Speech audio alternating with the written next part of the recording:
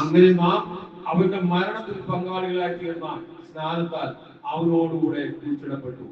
ക്രിസ്തു മരിച്ചിട്ട് പിതാവിന്റെ മഹിമയിൽ ജീവിച്ചെഴുന്നേറ്റത് പോലെ നാമും ജീവന്റെ പുതുക്കത്തിൽ നടക്കേണ്ടതിന് തന്നെ അവന്റെ മരണത്തിന്റെ സാദൃശ്യത്തോട് നാം ഏകീഭവിച്ചവരായെങ്കിൽ പുനരുത്ഥാനത്തിന്റെ സാദൃശ്യത്തോടും ഏകീഭവിക്കും.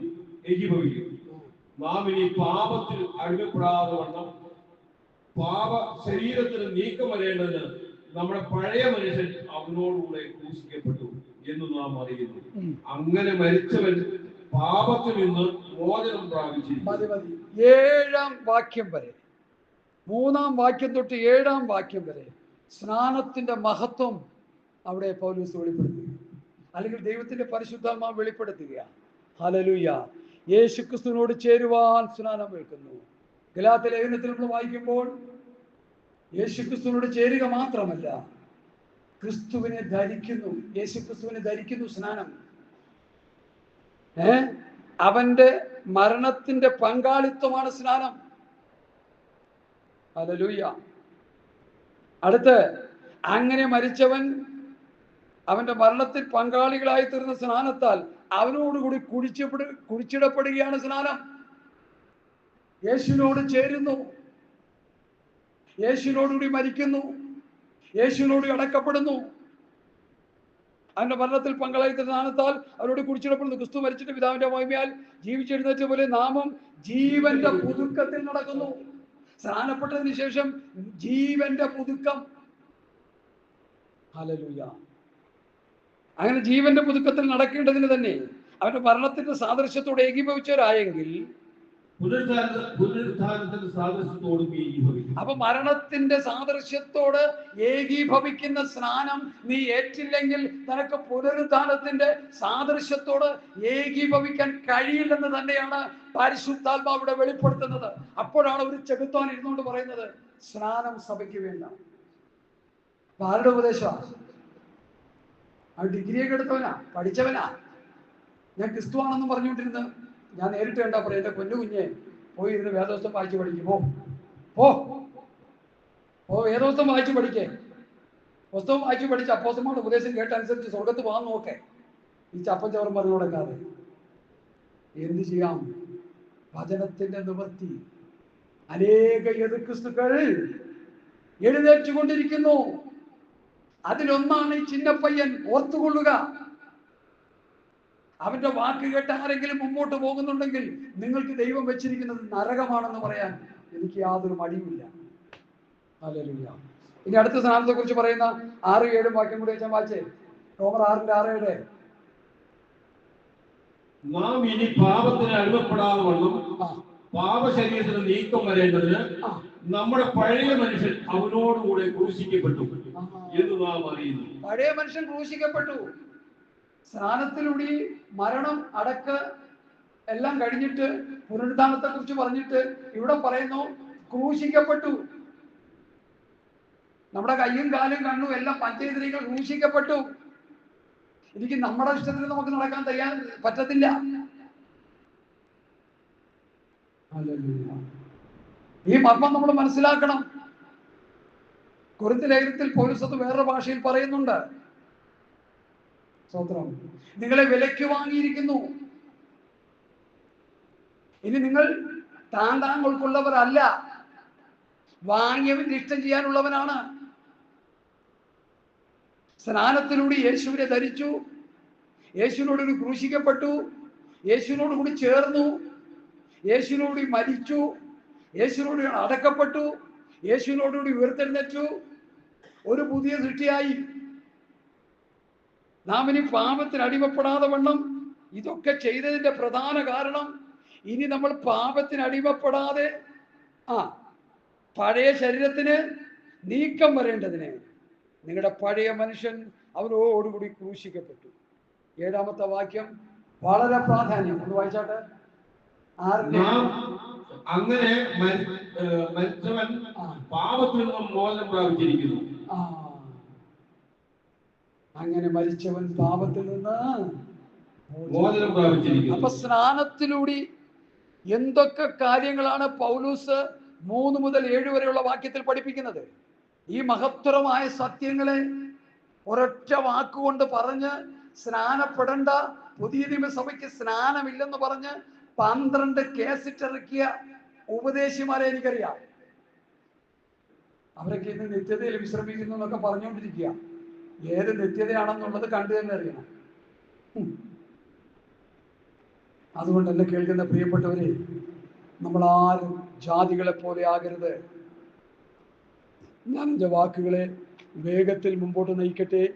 എഫേസ്യ ലേഖനത്തിലേക്ക് നമുക്ക് മടങ്ങി വരാം. അപ്പം മുമ്പ് നമ്മൾ ആരായിരുന്നു എന്നുള്ളത് ശ്രദ്ധിച്ച് പഠിച്ചോണം. എഫേസ്യ ലേഖനം 2-ാം അധ്യായത്തിൻ്റെ 2-3 വാക്യങ്ങൾ കുറിച്ചിട്ട് പഠിച്ചോണം. 11-12 വാക്യങ്ങൾ കുറിച്ചിട്ട് പഠിച്ചോണം. എഫേസ്യർ 4-ന്റെ 17, 18, 19 വാക്യങ്ങൾ കുറിച്ചിട്ട് പഠിച്ചോണം. മുമ്പ് നമ്മൾ ആരായിരുന്നു, ആ നമ്മെ. ഇനി 4-ാം വാക്യം, എഫേസ്യർ 2-4.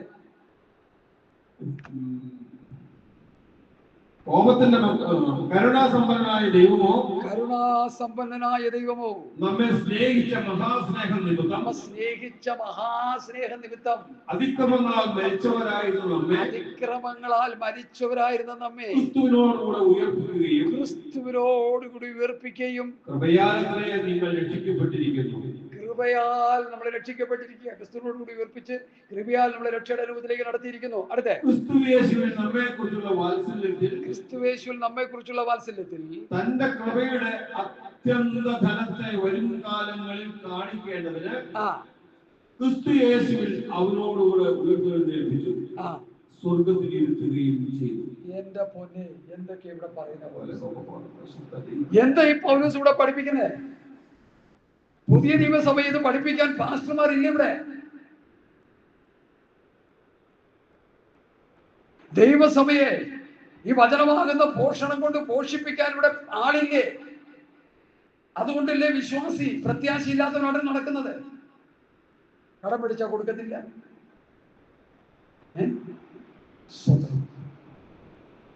കടം മേടിക്കാനായിട്ട് കൗശലങ്ങൾ പ്രയോഗിക്കുക.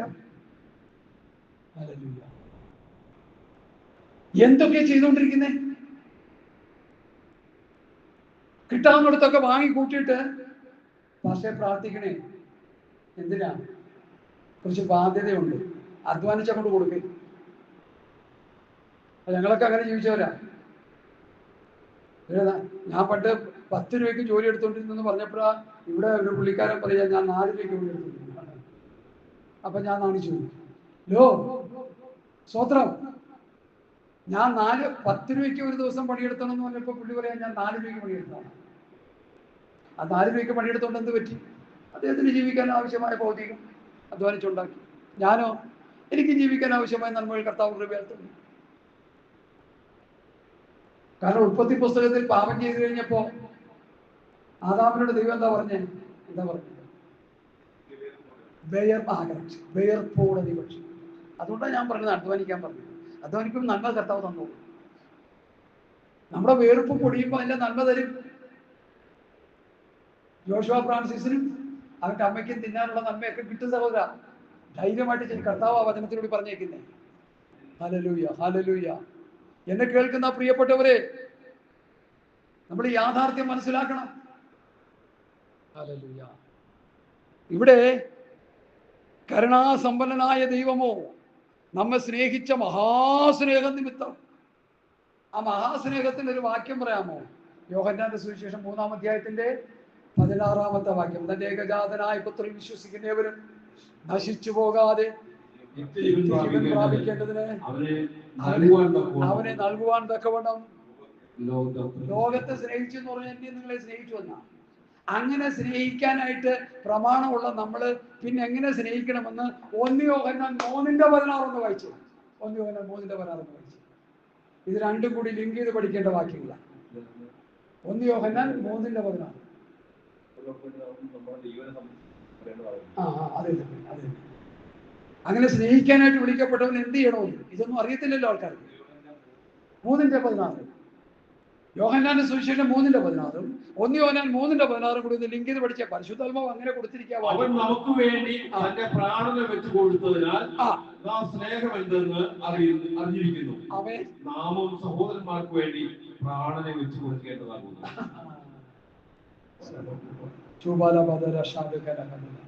ക്രിസ്തുവിന്റെ ഉപദേശത്തിന്റെ മഹത്വം എന്താണെന്ന് ഇന്നത്തെ പെന്തക്കോസ്ത് സമൂഹമേ നമ്മൾ മനസ്സിലാക്കില്ല. കർത്താവ് നമുക്ക് വേണ്ടി തന്റെ പ്രാണനെ വെച്ച് തന്നെങ്കിൽ നമ്മൾ നമ്മുടെ സഹോദരന്മാർക്ക് വേണ്ടി പ്രാണനെ വെച്ചു. അതാ ക്രിസ്തുവിന്റെ സ്നേഹം.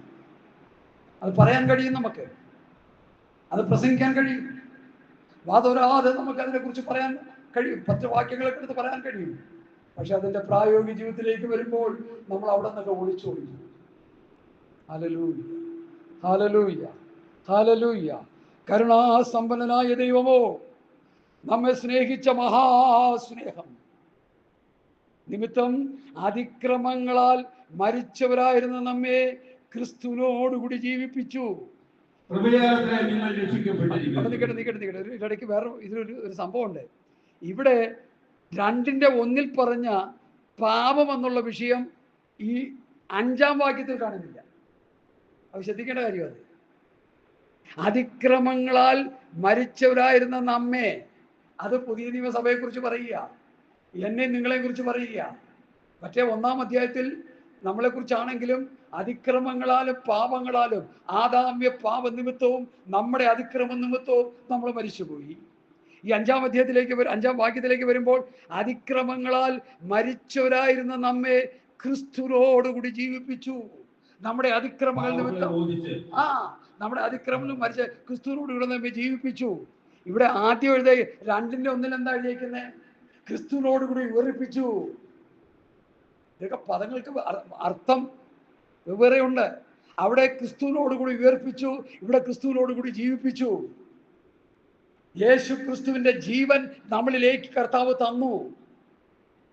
ജീവന്റെ വചനം പ്രസംഗിച്ചുകൊണ്ട് മുൻപോട്ട് പോകാനുള്ള ദൈവകൃപ നമുക്ക് തന്നു. ആത്മീക ജീവൻ. യേശുവിനെ കർത്താവെന്ന് ഏറ്റുപറഞ്ഞപ്പോൾ ആ ക്രിസ്തുവിലുള്ള ജീവൻ, ഉയർപ്പിന്റെ ജീവൻ നമ്മളിലേക്ക് വന്നു. ആ ഉയർപ്പ് വന്നു 2:1 പറയുമ്പോൾ 2:5 പറയുന്നു, എന്ത് ചെയ്തു? അതിക്രമങ്ങളാൽ മരിച്ചവരായിരുന്നു നമ്മെ ക്രിസ്തുവിനോടുകൂടി ജീവിപ്പിച്ചു. ഈ ജീവിപ്പിച്ചവൻ എന്ത് ചെയ്യണം? ഞാൻ ക്രിസ്തുവിനോടുകൂടി ക്രൂശിക്കപ്പെട്ടിരിക്കുന്നു, ജീവിക്കുന്നത് ഞാനല്ല, ക്രിസ്തുവത്രേ എന്നിൽ ജീവിക്കുന്നു. VS സഹാവ് മരിച്ചപ്പോൾ മരിച്ചിട്ടില്ല, VS മരിച്ചിട്ടില്ല, ഞങ്ങളിലൂടെ ജീവിക്കുന്നു എന്ന് പാപം പിടിച്ച സഹോദരന്മാർ പറഞ്ഞ് അത് ജലരേഖകളായി പോയി. എന്നാൽ ഇന്ന് പൗലൂസ് വിളിച്ചു പറയുന്നു, അതേ ക്രിസ്തുവിനോടുകൂടി ഞാൻ മരിച്ചു, അടക്കപ്പെട്ടു, ഉയർത്തെഴുന്നേറ്റു, ക്രിസ്തു എന്നിൽ ജീവിക്കുന്നു. ക്രൈസ്തവരായിട്ടുള്ള ദൈവമക്കളെ, പെന്തക്കോസ്ത് സമൂഹമേ, പെന്തക്കോസ്ത് അനുഭവമുള്ള ദൈവമക്കളെ, യഥാർത്ഥ കർത്താവിന്റെ ശിഷ്യത്വത്തിന്റെ പാതയിലൂടെ മുൻപോട്ട് പോകാൻ ആഗ്രഹിക്കുന്നവരെ, നിങ്ങളിൽ ക്രിസ്തു ജീവിക്കുന്നുവോ? ക്രിസ്തുവിനെ നിങ്ങൾ ധരിച്ചിരിക്കുന്നുവോ? ക്രിസ്തുവിനോടുകൂടി മരിച്ചു ഉയർത്തെഴുന്നേറ്റുവോ? ക്രിസ്തുവിന്റെ മരണ പുനരുത്ഥാനത്തിന് സാദൃശ്യമായ പിതാവിന്റെയും പുത്രന്റെയും പരിശുദ്ധാത്മാവിന്റെയും നാമത്തിലുള്ള സ്നാനം നിങ്ങൾ ഏറ്റുവോ? ഇതൊക്കെ ചോദിക്കണ്ടേ? എല്ലാം പറയണ്ടേ? ഈ മെസ്സേജിലെല്ലാം പറയണ്ടേ? ഈ അനുഭവത്തിൽ വന്നാലേ ക്രിസ്തു ജീവിക്കുന്നവൻ മരിച്ചാലേ ഉയർത്തെഴുന്നേറ്റ് വരൂ. ഒരു വലിയ ചതി ഞാൻ നിങ്ങളുടെ മുമ്പിൽ എടുത്തു കാണിക്കാൻ താല്പര്യപ്പെടുക. എടുത്താട്ട് 1 കൊരിന്ത്യർ ലേഖനം, ആ പലപ്രാവശ്യം ഞാൻ പറഞ്ഞിട്ടുണ്ട്. പക്ഷെ ഇപ്പൊ പറയാൻ എന്തുകൊണ്ടോ എനിക്ക് പ്രേരണ കിട്ടുക, അതുകൊണ്ട് ഞാനങ്ങ് പറയുക. പ്രേരണ കിട്ടാതെ ഒരു കാര്യവും, നിയോഗം തരാത്ത ഒരു കാര്യവും ഞാൻ പറയില്ല, എനിക്ക് പറയാൻ താല്പര്യമില്ല. 50 തൊട്ട് വായിച്ചാട്ടെ. 15-ന്റെ 50 നല്ല വൃത്തിയായിട്ട് മൈക്കിച്ചിരി താഴ്ത്തി വായിച്ചാട്ടെ, ഓവർ സൗണ്ട് ആവുന്നു. 1 കൊരിന്ത്യർ ലേഖനം 15-ന്റെ 50 മുതൽ അത് ഇച്ചിരി മൈക്കിച്ചിരി താഴ്ത്തി വെച്ച് വായിക്കണേ. ഹല്ലേലൂയ, സ്തോത്രം. വായിച്ചു. ഇന്ന് പലരും ചെയ്യുന്ന തെറ്റായ ഒരു ആശയമാണ്, അതുകൊണ്ട് ഞാൻ അതിനെ തിരുത്താൻ ശ്രമിക്കുക. സഹോദരന്മാരെ തുടങ്ങി, ഇത് മരണസമയത്ത് വായിക്കുന്ന വാക്യങ്ങളാണ്. ഇവിടെ ഒരു തിരുത്ത് ആവശ്യമുണ്ട്. വായിച്ചോട്ടെ. 50 മുതൽ.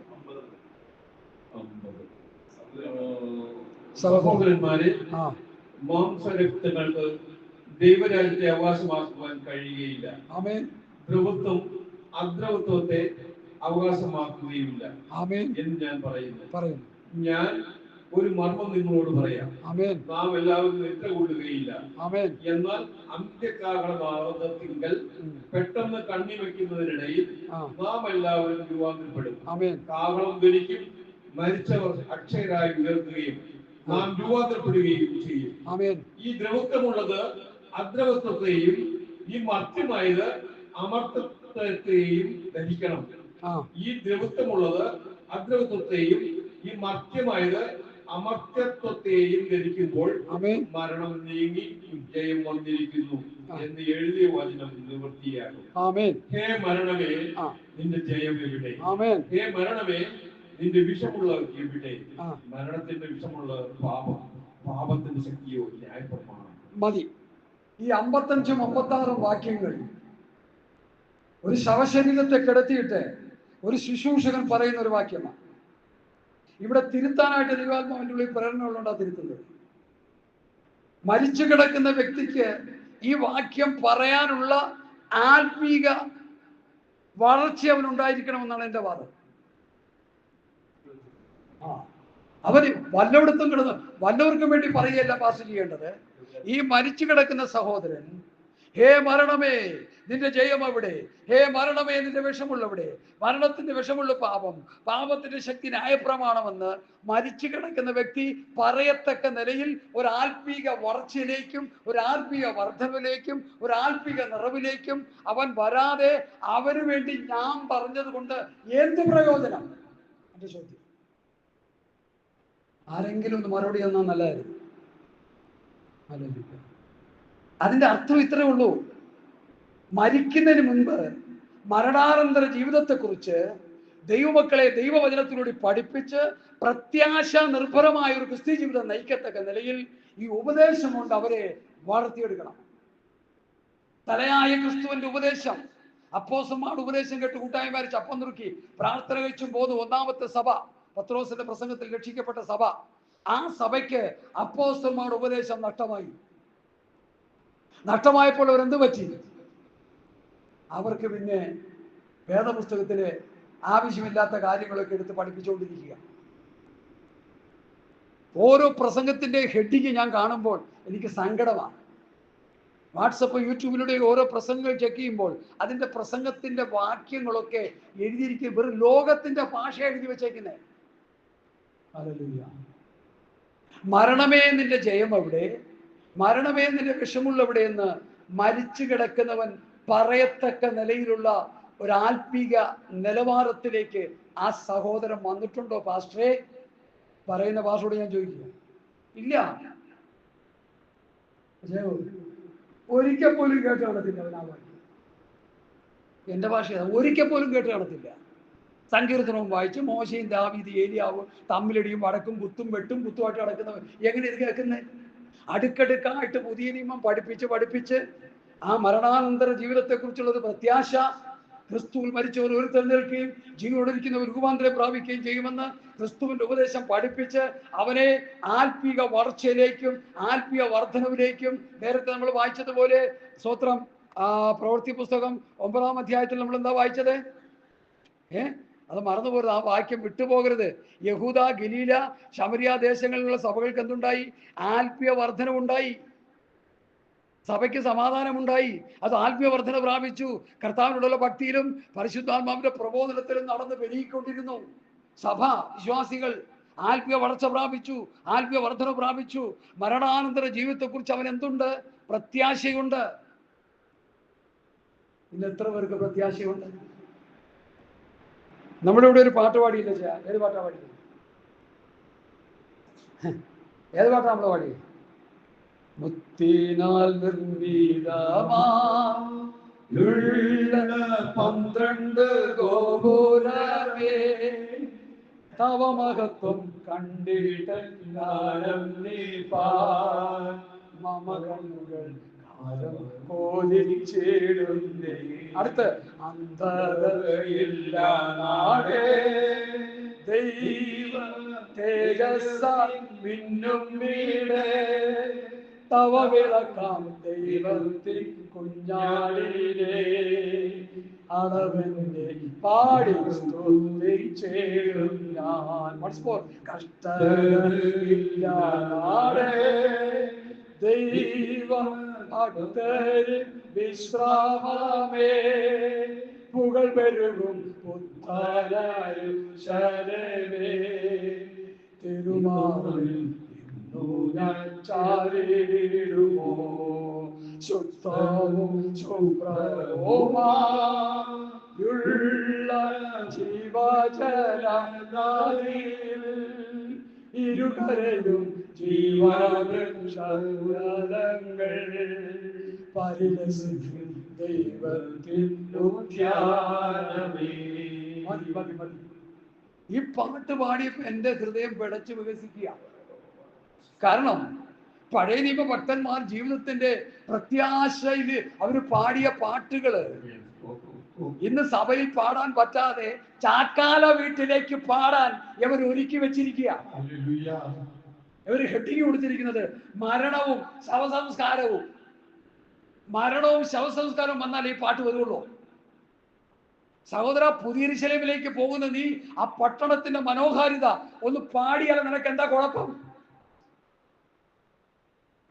ദൈവമേ, പണ്ടൊരു ഭക്തൻ ജീവിച്ചിരുന്നു. അദ്ദേഹം മനോഹരമായ പാട്ട് എഴുതി, പ്രത്യാശയുടെ പാട്ട്. ആ പാട്ട് കൂടി മരണവും ശവസംസ്കാരവും എഴുതി വെച്ച് ഇപ്പൊ പാടിക്കൊണ്ടിരിക്കാന്ന് പുള്ളി ദുഃഖിച്ച് ദുഃഖിച്ച് പറഞ്ഞ് മരിച്ചുപോയി. പ്രായമുള്ള അപ്പച്ചൻ 98-99 വയസ്സുണ്ട്. ഞാൻ എഴുതിയത് പ്രത്യാശയോടെ പാടാനാ, പക്ഷെ ഇവരത് ചാക്കാല വീട്ടിലേക്ക് പാടാനായിട്ട് എഴുതി വെച്ചിരിക്കുക. മരണത്തിന് വേണ്ടി ജീവനോടിരിക്കുമ്പോൾ സമയാമരത്തിൽ പാടണമെന്ന എന്റെ ചിന്ത. സമയത്തിൽ ഞാൻ സ്വർഗയാത്ര ചെയ്യുന്നു, എൻ സ്വദേശം കാണുവാൻ ഞാൻ പോകുന്നു, എൻ സ്വദേശം കാണുവാൻ ഞാൻ പോകുന്നു. ആകെ നേരം മാത്രം എന്റെ യാത്ര തീരുവാൻ, യേശുവേ നിനക്കു സ്തോത്രം, വേഗം നിന്നെ കാണും ഞാൻ. അല്ല, 4ാമത്തെ ചാൻസ. തേടുവാൻ ജഡത്തിൻ സുഖം ഇപ്പോഴല്ല സമയം, സ്വന്ത നാട്ടിൽ ദൈവമോഹം കാണുകയത്രേ വാഞ്ചിതം. ശവസംസ്കാരത്തിന് വേണ്ടി പാട്ടെഴുതി വെച്ചിരിക്കുക. ശവസംസ്കാരത്തിന് വേണ്ടി 1 കൊരിന്ത്യർ ലേഖനം 15-ാം അധ്യായം പ്രസംഗിക്കുക. ഇതിനു മുൻപ് പ്രസംഗിച്ചാൽ എന്താ കുഴപ്പം? വിശ്വാസി പ്രത്യാശയുള്ളവരായി തീരണ്ടേ? അക്കരനാടിനെ കുറിച്ചൊരു ദർശനം വിശ്വാസത്തിനുള്ളിൽ വീഴണ്ടേ? അച്ഛാ, ജാതികളാകുന്ന നമ്മൾ പിശാചിനെ ആരാധിച്ചുകൊണ്ടിരുന്ന നമുക്ക് ഈ ദർശനം ഉള്ളിൽ വരാതെ നമുക്ക് എങ്ങനെ നന്നായിട്ട് ജീവിക്കാൻ കഴിയും? ദൈവമേ, എനിക്ക് വലിയ സങ്കടമുണ്ട് എന്ന് പറയുമ്പോൾ, വലിയ ദുഃഖമുണ്ട് എനിക്കിത് പറയുമ്പോൾ. സഭകളുടെ എണ്ണം പറഞ്ഞ് പോത്രാഴ്ച എണ്ണി 7-8 മിഷൻ വാങ്ങി വെച്ച് എണ്ണി ദമ്പ് ചെയ്ത് വിശ്വാസികളെ നരകത്തിലേക്ക് വലിച്ചൊഴിച്ചു കൊണ്ടിരിക്കുന്ന ആത്മീയ അന്ധത പിടിച്ച ശുശ്രൂഷ വൃന്ദങ്ങളെ, നിങ്ങൾ മാനസാന്തരപ്പെട്ടില്ലെങ്കിൽ നിങ്ങൾക്ക് സ്വർഗരാജ്യമില്ല, നിങ്ങളാൽ നടത്തപ്പെടുന്നവർക്കുമില്ല. ഇത് പറഞ്ഞ് ഞാൻ മരിക്കട്ടെ. ഹല്ലേലൂയ, സ്തോത്രം. എനിക്കറിയാം എൻ്റെ നാൾ അധികം നാളില്ലെന്ന്. ഞാൻ കർത്താവിനോടൊരു തീരുമാനമെടുത്തു, ചാകുന്നതിന് മുമ്പ് എല്ലാം പറഞ്ഞു വെച്ചിട്ടാണ് മരിക്കാൻ പോകും. ആരെ പേടിക്കാൻ? കൊല്ലൂന്ന് പേടിക്കാൻ? കുഴപ്പമില്ല. ഞാൻ ഈ കൊല്ലൂന്ന് പേടിക്കുമ്പോൾ ഞാൻ ഉടനെ ചിന്തിക്കുന്ന എന്താ, കർത്താവിന്റെ കൂടെ നടന്ന ശിഷ്യന്മാർ, ഇന്നത്തെ ശിഷ്യന്മാരുടെ കാര്യവും ഞാൻ ചിന്തിക്കാറില്ല, ചിന്തിക്കാറേ ഇല്ല. ഇന്നത്തെ ശിഷ്യന്മാരുടെ കാര്യം ഞാൻ ചിന്തിക്കാറില്ല. കർത്താവിന്റെ കൂടെ നടന്ന് കർത്താവിനെ പ്രസംഗിച്ച് ക്രൂശിക്കപ്പെട്ട ക്രിസ്തുവിനെ പ്രസംഗിച്ച ശിഷ്യഗണങ്ങളെ കുറിച്ച് മാത്രമേ ഞാൻ ചിന്തിക്കാറുള്ളൂ. അവരെല്ലാം രക്തസാക്ഷികളായി. സാക്ഷി, രക്തസാക്ഷി. നമ്മളെന്തിനാ പേടിക്കണം? ഞാൻ ജീവിച്ചിരുന്നിട്ട് എന്റെ ജഡപ്രകാരം ഇനി എന്താ ചെയ്യുള്ളൂ? ഞാൻ എല്ലാം ചെയ്തു, എന്നാലാവുമെന്നല്ല. ഒരു സാധു മനുഷ്യന് ചെയ്യാവുന്നതൊക്കെ ഞാൻ ചെയ്തു കഴിഞ്ഞു, ഇനി എന്താ ചെയ്യാനുള്ളത്? ഒന്നുമില്ല. പണ്ട് ഉൽപ്പത്തി പുസ്തകത്തിലേക്ക് എഴുതിയിരിക്കുന്ന പോലെ കാലെടുത്ത് കട്ടിലോട്ട് വെച്ച് പ്രാണനെ വിട്ട് ശുദ്ധന്മാരോട് ചെയ്യുക. അതിനു മുമ്പ് കഴുത്തിൽ കത്തി വീണാലും ഒരുത്തൻ വിഷം തന്നു തന്നാലും എന്തോ ഒരു നല്ല മനുഷ്യനായിരുന്നു സോക്രട്ടീസ്. അതായത് തത്വം എനിക്കറിയില്ല, തത്വത്തെക്കുറിച്ച് നമ്മൾ പഠിക്കുന്നില്ല, പഠിപ്പിക്കുന്നുമില്ല. തത്വത്തെക്കുറിച്ച് അറിയാം നമുക്ക്. പക്ഷെ അയാൾ ദൈവവിശ്വാസിയുമല്ല. ആ മനുഷ്യനെ വിഷം കൊടുത്ത് കൊന്നെങ്കിൽ ഒരു സുവിശേഷകനായ നമ്മെ വിഷം തന്നു കൊല്ലുകയോ കഴുത്തിൽ വെട്ടിക്കൊല്ലുകയോ ഏതെങ്കിലും നിലയിൽ മാരകമായി നമ്മളെ കൊന്നാലോ നമ്മൾ എന്തിനു ഭാരപ്പെടണം? എന്നെ പഠിപ്പിച്ചത് 2 വാക്യങ്ങളാണ്. 2 വാക്യം വായിച്ച ഫിലിപ്പിയ ലേഖനം അതിന്റെ 2-ാം അധ്യായത്തിന്റെ 22, 22. ഫിലിപ്പിയർ 2-ന്റെ 21, 22. യേശുക്രിസ്തുവിന്റെ കാര്യമല്ല, സ്വന്തം കാര്യമത്രേ എല്ലാവരും നോക്കുന്നു. അവനോ മകൻ അപ്പൻ ചെയ്യുന്നത് പോലെ എന്നോടുകൂടെ സുവിശേഷ ഘോഷത്തിൽ സേവ ചെയ്തു. ഫിലിപ്പിയ ലേഖനം 1-ാം അധ്യായത്തിന്റെ 21-ാമത്തെ വാക്യം ഞാൻ പറഞ്ഞത്. 1-ന്റെ 21, ജീവിക്കുന്നത് ക്രിസ്തുവും മരിക്കുന്നത് ലാഭവും. ഒരു സുവിശേഷം സംബന്ധിച്ചിടത്തോളം ജീവിക്കുന്ന ക്രിസ്തു, മരിക്കുന്ന ലാഭം. അതിൽ കൂടുതൽ നമ്മൾ എന്ത് ചിന്തിക്കണം? 21-ാമത്തെ വാക്യം, ഇവ രണ്ടിനാലും ഞാൻ ഞെരുങ്ങുന്നു. വിട്ടുപിരിഞ്ഞ് ക്രിസ്തുവിനോടുകൂടെ ഇരിക്കുവാൻ എനിക്ക് കാംക്ഷയുണ്ട്. അത് അത്യുത്തമമല്ല. അതൊക്കെ ഒരു ഫ്ലെക്സ് അടിച്ച് ഇവിടെ കൊണ്ട് തൂക്കണം നമ്മൾ. എനിക്ക് ജീവിക്കുന്നെങ്കിൽ ക്രിസ്തു, മരിക്കുന്നെങ്കിൽ ലാഭം. എന്റെ മരണം ലാഭമാണ് എനിക്ക്. ഇന്നത്തെ ദ്രവ്യാഗ്രഹികളായ ഉപദേശിമാർ അനേകര് ജീവിക്കുന്നെങ്കിൽ എനിക്ക് 10 ചക്രം ഉണ്ടാക്കി ലാഭം ഉണ്ടാക്കണമെന്ന് അവർ ചിന്തിക്കുമ്പോൾ പൗലോസ് പറയുന്നു, ഞാൻ മരിക്കുന്നത് എനിക്ക് ലാഭം, ജീവിക്കുന്നത് ക്രിസ്തു. റേറ്റ് പറഞ്ഞ് പ്രസംഗിച്ച് കോടീശ്വരന്മാരായി കോടിക്കണക്കിന് രൂപ ആരുടെയും മക്കളുടെയും സ്വന്തക്കാരുടെയും മേലിൽ കൂട്ടി വെച്ചിട്ട് അവർ സുവിശേഷം പ്രസംഗിച്ച് കോടീശ്വരന്മാരായി മരിച്ച് നരകത്തിലേക്ക് പോകുമ്പോൾ അപ്പോസ്തലനായ പൗലോസ് പറയുന്നു, എനിക്ക് ജീവിക്കുന്നത് ക്രിസ്തു, മരിക്കുന്നത് ലാഭം. വിട്ടുപിരിഞ്ഞ് ക്രിസ്തുവിനോട് ഇരിപ്പാൻ ആഗ്രഹിക്കുന്നു, അത് അത്യുത്തമമല്ലോ. പൗലോസ് നമ്മളെ ഒത്തിരി കാര്യങ്ങളെ പഠിപ്പിച്ചുകൊണ്ടിരിക്കുക. ഞാനല്ല പഠിപ്പിക്കുന്നത്, പൗലൂസാണ്. ദൈവസഭയുടെ ഉപദേഷ്ടാവ് പൗലൂസാണ്. അത് പൗലൂസ് പറഞ്ഞിരിക്കുന്ന ഞാൻ അടുത്ത് പറയുന്നത് മാത്രമേ ഉള്ളൂ. എനിക്ക് പഠിപ്പിക്കാനുള്ള റൈറ്റ് ഇല്ല. പൗലൂസാണ്. പൗലൂസിനെ കുറിച്ച് 1 കൊരിന്ത്യർ ലേഖനം 3-ാം അധ്യായത്തിൽ ഞാൻ പ്രധാന ശില്പിയായി അടിസ്ഥാനമിട്ടിരിക്കുന്നു. ആ പ്രധാന ശില്പി എന്നുള്ളതിന് ഇംഗ്ലീഷ് ബൈബിൾ ഉണ്ടോ? Master builder. പൗലൂസ് ഒരു മാസ്റ്റർ ബിൽഡറാണ്. ദൈവസഭ പണിയുന്ന ഒരു നല്ലൊരു പണിക്കാരനാണ്. ഇന്നത്തെ പണിക്കാരെ കുറിച്ചല്ലേ. ഇന്നത്തെ പണിക്കാരും 7 അയൽവക്കത്ത് പോലും വരത്തില്ല. അവരൊക്കെ അവർക്കവിടെ തോന്നിയ പോലെയൊക്കെ പണിതുകൊണ്ടിരിക്കുക. ഒരു കാര്യം ഞാൻ പറയാം, മരം, പുല്ല്, വൈക്കോൽ, വെള്ളി, പൊന്ന്, വിളിയുന്നത് 6 കൂട്ടം കാര്യങ്ങളാണ് അവിടെ പറയുന്നത്. അതിൽ മരം കൊണ്ടും പുല്ലുകൊണ്ടും വെള്ളി കൊണ്ടും പൊന്നുകൊണ്ടും ഒക്കെ പണിതാൽ അതെല്ലാം എന്ത് ചെയ്യും? വെന്തുപോകും. ശോധന ചെയ്യുമ്പോൾ ഒരു കല്ല് മാത്രമേ പണിയാൻ പറ്റത്തുള്ളൂ, വിലയേറിയ കല്ല്. അത് പത്രോസിന്റെ 1 പത്രോസ് 2:4 മുതൽ പക്ഷേ ഏതാണ് ആ കല്ലെന്ന് നോക്കാം. പലർക്കും അത് സംശയമുള്ള ഒരു വിഷയമാണ്. ഏതാണ് ആ കല്ലെന്ന് നമുക്ക് നോക്കാം. 1 പത്രോസ് 2:4 മുതൽ.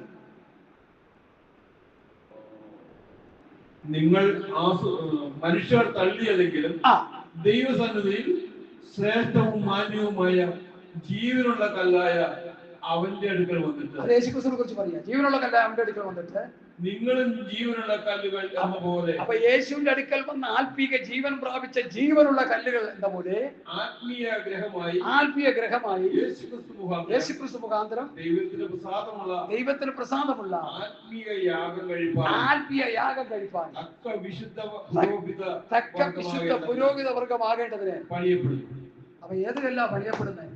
മരം കൊണ്ടോ പുല്ലുകൊണ്ടോ വൈക്കോല് കൊണ്ടോ വെള്ളി കൊണ്ടോ പൊന്നുകൊണ്ടോ പണി നടക്കത്തില്ല. യേശുവിന്റെ അടുക്കൽ വന്ന ജീവൻ പ്രാപിച്ച കല്ല്, ആ കല്ലിന് പറയുന്നതാണ് യേശു എന്റെ കർത്താവിന്റെ രക്ഷിതാവുമായി ഞാൻ സ്വീകരിച്ചിരിക്കുന്നുവെന്ന് കർത്തൃത്വം യേശുവിനെ ഏൽപ്പിച്ച കല്ല്. വഴിയെ പോകുന്ന കല്ലൊന്നുമല്ല, എങ്ങാണ്ട് കിടക്കുന്ന കല്ലല്ല. കടം മാറ്റി, കഷ്ടത മാറ്റി, കണ്ണീര് തുടച്ച് ലോകത്തിന്റെ ഭൗതിക അനുഗ്രഹങ്ങളൊക്കെ വാരിക്കോരി കൊടുത്ത് പ്രസംഗിച്ച് അത് പ്രാപിച്ച് അവരുടെ ഭൗതിക നന്മ പ്രാപിച്ച് സുഖിച്ച് ജീവിക്കുന്ന കല്ലല്ല. യേശുവിന്റെ അടുക്കൽ വന്ന് ജീവൻ പ്രാപിച്ച കല്ല്. റോമാലേഖനം 10-ാം അധ്യായത്തിൽ യേശുവിനെ കർത്താവിന് രക്ഷിതമായി സ്വീകരിക്കുന്നു അല്ലേ? കർത്താവിന് രക്ഷിതമായി സ്വീകരിച്ച കല്ല്, യേശുവിനോട് ചേർന്ന കല്ല്, യേശുവിനെ ധരിച്ച കല്ല്, യേശുവിനോടുകൂടി മരിച്ച കല്ല്, യേശുവിനോടുകൂടി ക്രൂശിക്കപ്പെട്ട കല്ല്, യേശുവിനോടുകൂടി ഉയർത്തെഴുന്നേറ്റ കല്ല്, യേശുവിനോടുകൂടി ജീവന്റെ പുതുക്കത്തിൽ നടക്കുന്ന കല്ല്. റോമാലേഖനം 6-3 മുതൽ 7 വരെയുള്ള വാക്യത്തിൽ കിടക്കുന്ന ആ അനുഭവം പ്രാപിച്ച കല്ല്. ആ കല്ലുകൊണ്ട് മാത്രമേ പണി നടക്കത്തുള്ളൂ.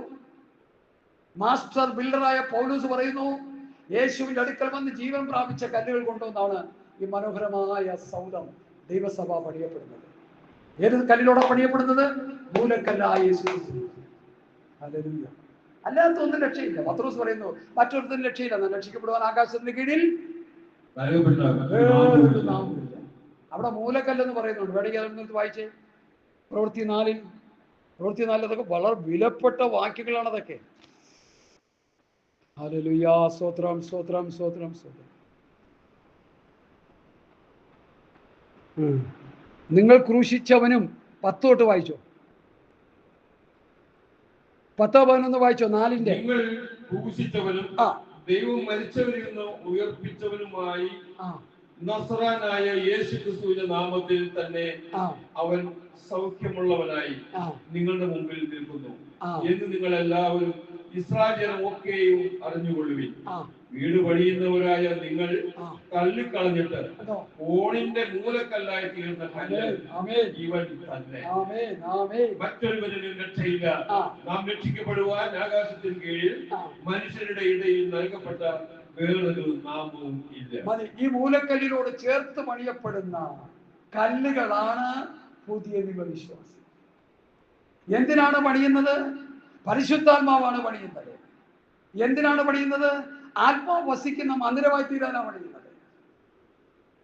അതിൻ്റെ ഒരു മനോഹരമായൊരു മെസ്സേജ് യൂട്യൂബിൽ കിടപ്പുണ്ട്, നിങ്ങളത് കേട്ടുകൊള്ളുക. ഒരു കല്ലിൻ്റെ പടമൊക്കെ കൊടുത്ത് മൂലക്കല്ലായ യേശുക്രിസ്തുവിനോട് ചേർത്ത് പണിയുന്ന ഒരു സബ്ജക്റ്റ് ഞാൻ പ്രസംഗിച്ച അത് മനോഹരമായൊരു പ്രസംഗമാണ്. നിങ്ങൾ കേൾക്കണോ അത്? അങ്ങനെയുള്ള പ്രസംഗങ്ങളൊന്നും അധികം കേൾക്കാറില്ലെന്ന് എനിക്ക് തോന്നുന്നു, ചുരുക്കമായിട്ടേ ഉള്ളൂ. അതുകൊണ്ട് പ്രിയമുള്ളവരെ, യേശുക്രിസ്തുവിനോടുകൂടി ഉയർത്തെഴുന്നേറ്റു, യേശുക്രിസ്തുവിനോടുകൂടി ജീവിപ്പിക്കപ്പെട്ടു. 5-ാം വാക്യം, ഞാൻ കൺക്ലൂഷനിലേക്ക് വരിക. അതിക്രമങ്ങളാൽ മരിച്ചവരായിരുന്നു നിങ്ങളെയും അവരോടുകൂടി ജീവിപ്പിക്കുകയും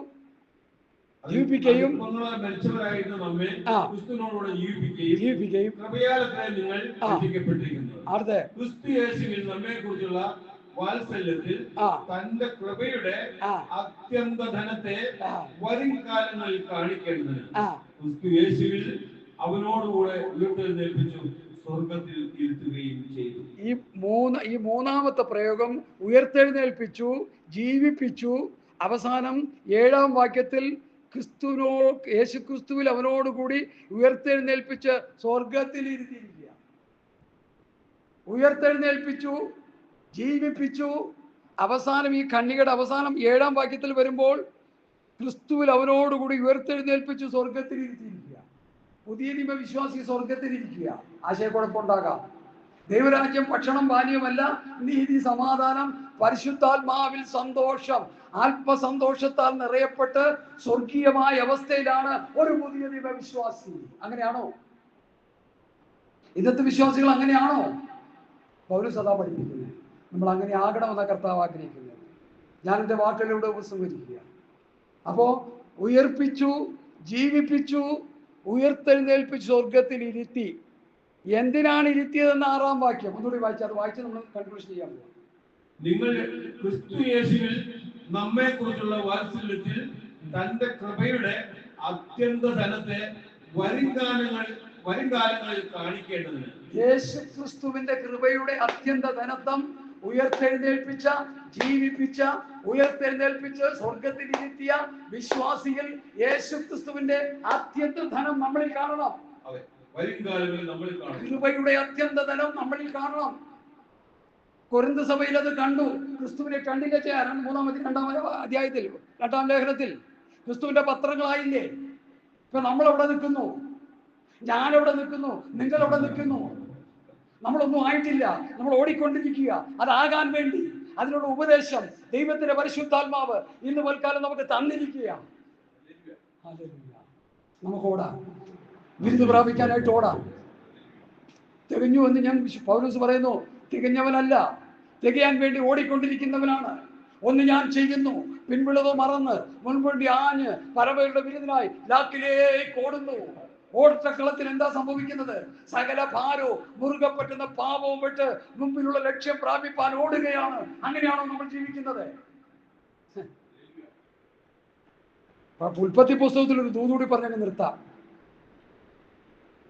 മറ്റേ അബ്രഹാമിന്റെ കൂടെ പോയ ആ പാർട്ടികളോട് പറഞ്ഞു, പുറകോട്ട് നോക്കാതെ ഓടിക്കൊള്ളാൻ പറഞ്ഞു. അച്ചി, ലോകത്തിന്റെ അച്ചി എന്താ പറ്റി?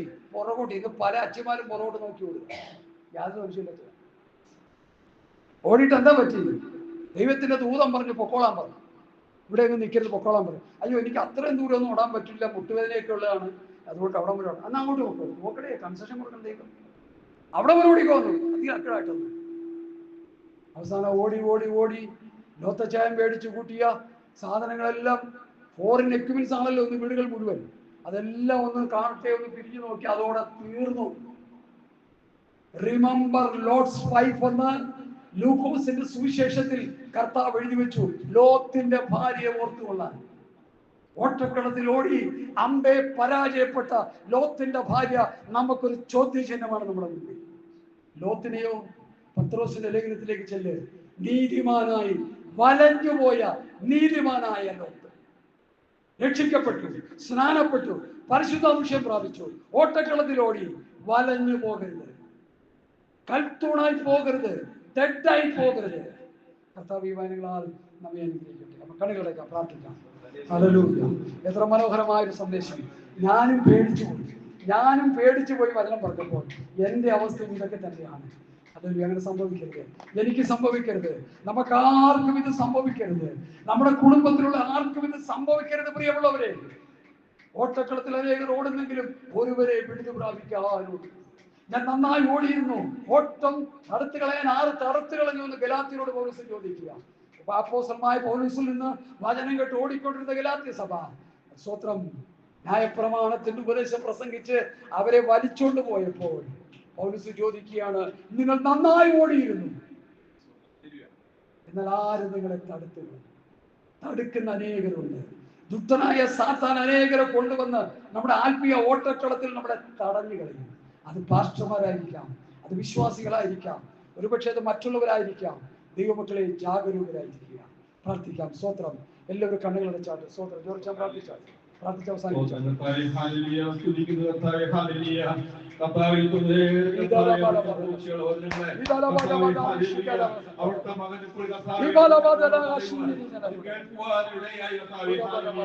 അതിക്രമങ്ങളാലും പാവങ്ങളാലും മരിച്ചവരായിരുന്നു ഞങ്ങളെ കർത്താവേ ഹല്ലേലൂയ, അവിടുത്തെ വാത്സല്യത്താൽ കർത്താവേ ഹല്ലേലൂയ ഞങ്ങളെ ഉയർപ്പിച്ചു, ഞങ്ങളെ ജീവിപ്പിച്ചു, ഞങ്ങളെ കർത്താവേ ഹല്ലേലൂയ അവിടുത്തോടുകൂടി സ്വർഗ്ഗത്തിൽ ഇരുത്തുകയും ചെയ്തു. കർത്താവേ ഹല്ലേലൂയ, ഇത്രയും കാലം അറിയാതെ ഏത് തിരഞ്ഞെടുക്കേണ്ടി എന്ന് കർത്താവേ ഹല്ലേലൂയ ജീവിച്ചിരിക്കുന്നതുകൊണ്ട് ഏത് തിരഞ്ഞെടുക്കുന്നത് അറിയായതുകൊണ്ട് കർത്താവേ പൗലോസ് പറഞ്ഞു, അറിയായിയാൽ ഞാൻ അറിയുന്നില്ല എന്ന്. എങ്കിലും കർത്താവിനോടുകൂടി കർത്താവെ ജീവിക്കുന്നത് മഹത്വകരമാണെന്ന് കർത്താവെ അവിടുന്ന് ഞങ്ങളോട് കർത്താവ് അതിനൊക്കെ കൂടി ഞങ്ങൾ അറിയിച്ചുവല്ലോ. കർത്താവെ ഹല്ലേലൂയ, കർത്താവെ ഹല്ലേലൂയ, ഞങ്ങളുടെ ഹൃദയത്തെ തുറന്നതിനായി സ്തുതിക്കുന്നു. കർത്താവെ നടന്നിയ സത്യങ്ങളെ ഞങ്ങൾക്ക് വെളിപ്പെടുത്തി തന്നതിനായി ഞങ്ങൾ സ്തുതിക്കുന്നു. കർത്താവെ ഹല്ലേലൂയ, അതിക്രമങ്ങളാലും പാപങ്ങളാലും ഞങ്ങൾ മരിച്ചവരായിരുന്നു, ഞങ്ങളെ ഉയർപ്പിച്ചു, ഞങ്ങളെ ജീവിപ്പിച്ചു, ഞങ്ങളെ സ്വർഗത്തിൽ അവിടത്തോടുകൂടി ഇരുത്തിയെന്ന് ഞങ്ങളോട് വ്യക്തമായി വെളിപ്പെടുത്തിയ കർത്താവെ ഹാലലുയ അവിടുത്തെ കരുണയോർത്ത് കർത്താവെ ഞങ്ങൾ നന്ദി പറയുന്നു. കർത്താവെ ഇന്ന് ലോകത്തിലായിരിക്കുന്ന ജനത്തിൽ ജീവിക്കുന്ന അനേകരിലേക്ക് ഈ വചന സത്യങ്ങളെ ഗ്രഹിക്കുവാൻ തക്കവണ്ണം അവിടെ ഹൃദയങ്ങളെ തുറന്നു കൊടുക്കുവാൻ കർത്താവെ അവർക്ക് ഞങ്ങളോട് കൃപ കാണിക്കണം. ഞങ്ങളുടെ പ്രാർത്ഥന കേട്ട് ഞങ്ങളുടെ യാത്ര കേട്ട് അനേകർ ആരും നഷ്ടപ്പെട്ടു പോകാതിരിക്കുവാൻ തക്കവണ്ണം അവിടുത്തെ വരവിങ്കൽ അവിടത്തോട് ചേരുവാൻ തക്കവണ്ണം അനേകരുടെ ഹൃദയങ്ങളെ തുറക്കുവാൻ കർത്താവെ അവർക്ക് പ്രവർത്തിക്കണമേ എന്ന് പ്രാർത്ഥിക്കുന്നു. ലോകത്തെ അന്ധകാരത്തിൽ കീഴടക്കിയിരിക്കുന്ന ഈ സമയത്ത് കർത്താവെ ഹാലേലൂയ നോക്കുന്ന ഒരു അവിടെ ശക്തി പകരുവാനാണ് അവിടുത്തെ കരങ്ങളിലേക്ക് സമർപ്പിക്കുന്നു. കർത്താവേ ഇന്ന് ഞങ്ങൾ പ്രാപിച്ച ആത്മാവിന്റെ ശക്തി കർത്താവേ ഞങ്ങളുടെ ജീവിതത്തിൽ കർത്താവേ പ്രവർത്തിക്കുവാൻ ആത്മീയ വെളിച്ചത്തിൽ ഞങ്ങൾ മുന്നോട്ട് പോകുവാൻ ഞങ്ങൾക്ക് ആത്മശക്തി പകരുവാനാണ് കർത്താവെ വീഴ്ത്തുവാൻ ആത്മശക്തി ആ ദുഷ്ടനോട് നിൽക്കുവാൻ എപ്പോഴും ഞങ്ങളുടെ ഹൃദയത്തിൽ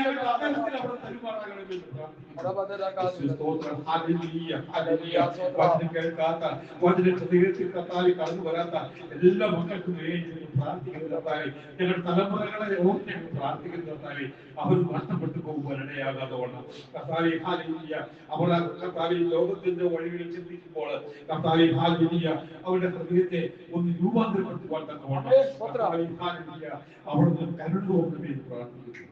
യേശുവേ സ്തോത്രം ഹാലേലൂയ സ്തുതിക്കുന്നു കർത്താവേ അവിടുത്തെ സാന്നിധ്യം കൊണ്ട് നിറയ്ക്കണം, അവിടുത്തെ ശക്തി കൊണ്ട് നിറയ്ക്കണം, അവിടുത്തെ കൃപ കൊണ്ട് നിറയ്ക്കണം. യേശുവേ സ്തോത്രം ഹാലേലൂയ ജീവിക്കുന്നവരായി കർത്താവേ നിങ്ങൾ മുന്നോട്ട് പോകുവാൻ നിങ്ങൾ ലോകത്തിന്റെ വെളിച്ചമാകുന്നു എന്ന് കർത്താവേ അവിടുന്ന് ഞങ്ങളോട് കൽപ്പിച്ച് ഞങ്ങളോട് വാഗ്ദത്തം ചെയ്തിട്ടുള്ള ആ വാഗ്ദത്തം ഞങ്ങളുടെ ഓരോ മക്കളുടെ ജീവിതത്തിൽ അത് നിവർത്തിക്കുവാൻ തക്കവണ്ണം ഞങ്ങൾ ലോകത്തിന്റെ വെളിച്ചമായി മാറുവാൻ തക്കവണ്ണം ഒരു ആത്മപ്രകാശം നിങ്ങൾ തരുമാറാകണമെന്ന് പ്രാർത്ഥിക്കുന്നു. സ്തുതിക്കുന്നു പിതാവാം ദൈവത്തിന്റെ സ്നേഹവും യേശുക്രിസ്തുവിന്റെ കൃപയും നമ്മെ ആശ്വസിപ്പിച്ച് പണിയെടുക്കുന്ന പരിശുദ്ധാത്മാവിന്റെ സാന്നിധ്യം കർത്താവിന്റെ വരുവരിലേക്കും ഉണ്ടായിരിക്കുമാറാകട്ടെ. യേശുക്രിസ്തു മൂലം പിതാവാം ദൈവം തന്ന അനുഗ്രഹത്തിനായി സ്തോത്രം. ഹല്ലേലൂയ ഹല്ലേലൂയ ഹല്ലേലൂയ ഹല്ലേലൂയ. ആമീൻ. കർത്താവായ യേശുവേ വേഗം വരണമേ. കർത്താവിന്റെ ദിവ്യ സമാധാനം നമ്മോടുകൂടി ഇരിക്കട്ടെ. ആമേൻ ആമേൻ ആമേൻ ആമേൻ ആമേൻ.